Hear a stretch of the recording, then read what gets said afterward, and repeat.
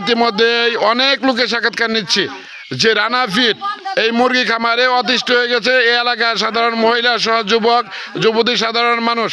ওনাদের মুখ থেকে শুনবো এই রানা মুরগি খামার সব রানা ফিট মুরগি খামার সম্পর্কে আপনাদের উপকার কি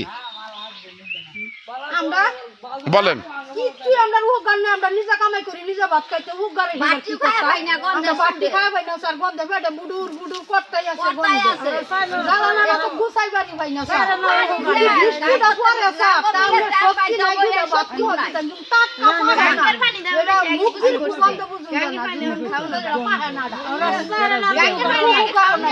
আচ্ছা আচ্ছা, এখানে আপনাদের কি সমস্যা হচ্ছে মুরগি খামারের জন্য? গরিব মানুষ নদীতে যাইতে পারি না, মনে করুন একটা ভাত খাই না, মনে করুন ঘরে টিকতে পারি না, আমরা সমস্যা সব দিক দিয়ে। আচ্ছা, ঘরে কেন টিকতে পারেন না? গন্ধর লাগে স্যার, গন্ধর লাগে জ্বালা না মাইরা তো ঘরে বসা তো ভাত কেন খাইতে পারেন না? ওই যে গন্ধর সুদে খাইতে পারি না, গন্ধর সুদে গুড়ু গুড়ু করে বাকি মাছি গুয়ার গন্ধ আর মাছি ফ্যান আর একটা রান্না করে আনবেন ভাতিটা দেখা যায় না, এই মাছির যন্ত্রণা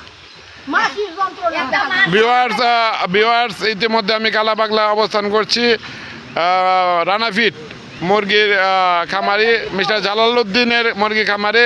সে দীর্ঘ দিন যাবত এই ব্যবসার সাথে জড়িত। বৃষ্টির দিনে এবং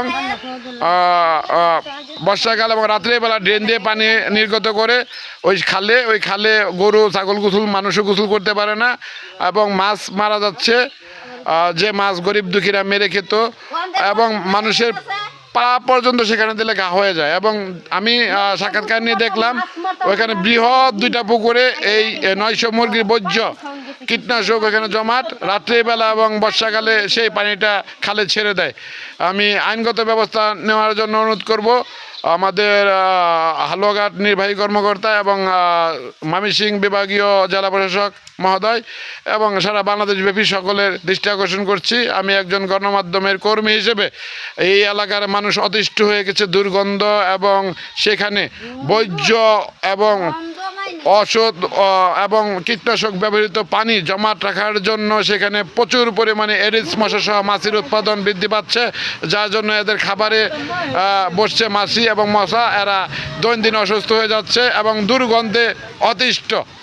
আমি নূর মোহাম্মদ আল ওসমান, স্টাফ রিপোর্টার, দৈনিক স্বদেশ বিচিত্রা, কালাগমার হালুয়াঘাট ময়মনসিংহ থেকে বলছি। আসসালামু আলাইকুম সবাইকে।